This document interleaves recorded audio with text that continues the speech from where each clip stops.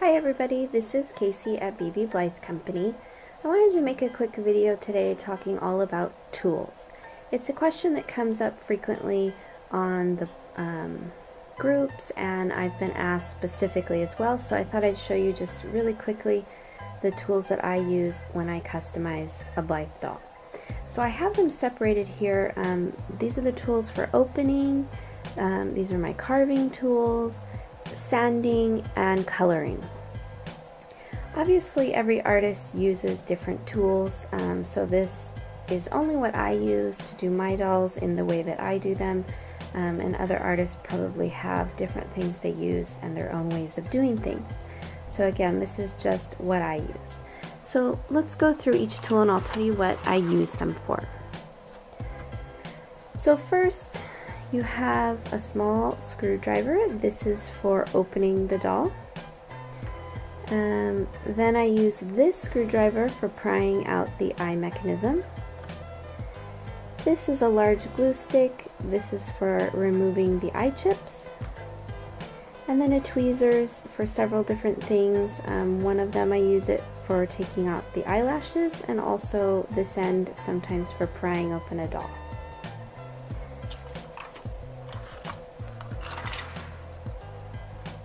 For the carving part, I do have a Dremel tool that I use for nostrils and sometimes other things, but definitely nostrils.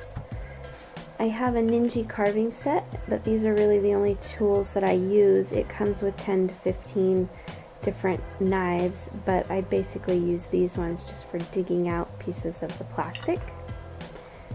An X-Acto knife. This isn't even a very nice quality one, but I definitely use it for the lips and the mouth, especially getting that lip line. I have two files that I use. This one sometimes I use to file down the nose. I don't use it always, but this one I use quite frequently for everything. The lips, nostrils, around the nose, everything. I have a makeup brush that I use to brush away the dust as I'm carving. That's really helpful to keep the surface clean. And then a pencil that I use to draw on the lip lines to help give me direction on what I'm carving.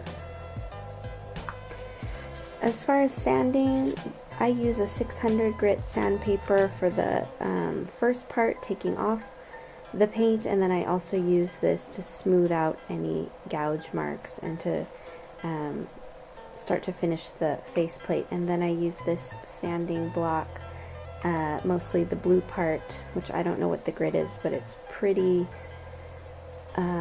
soft. That's my finishing.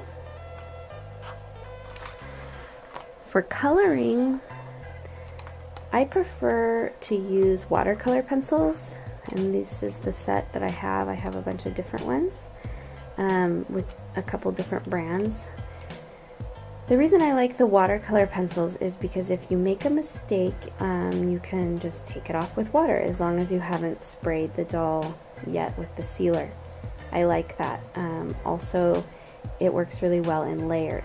But you also will need little paint brushes. So what I do is I take some water and I get the paint onto a little lid and then apply it to the doll.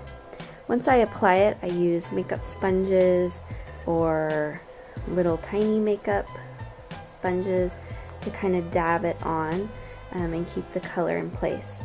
For some stronger blushing, I use Rembrandt pastels.